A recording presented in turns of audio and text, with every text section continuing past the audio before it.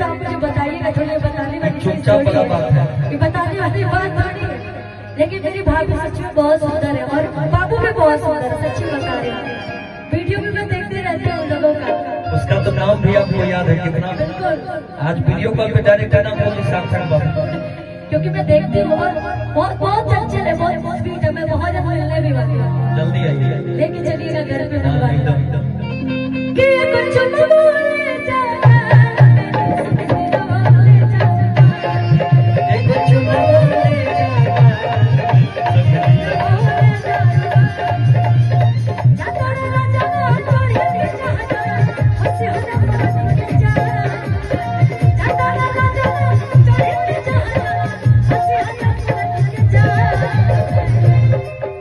कुछ बोले जाना, संगीता बोले जाना,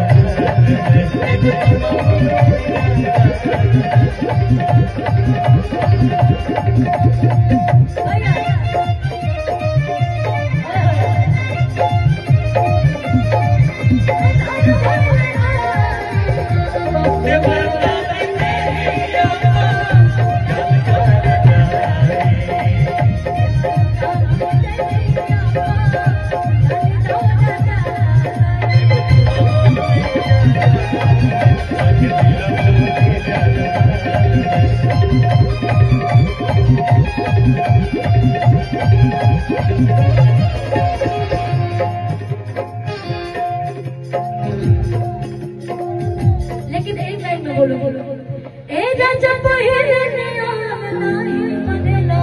अच्छा आया बदले हो के लेखा जनेला आंखों में भइले बोला तारा प्यार में आज जो हुस्न के नया लेला।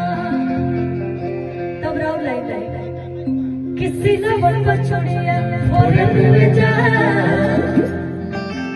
भैया कि अपना राजा जी के दिलवा का तोड़ ले जा।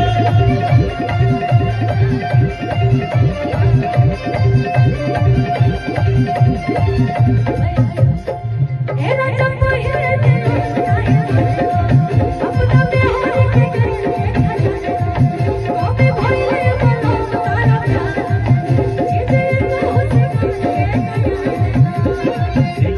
छोड़िया थोड़े दूर जा, सिलवट छोड़िया थोड़े दूर जा, कि अपना राजा जी के दिलवा का तोड़ ले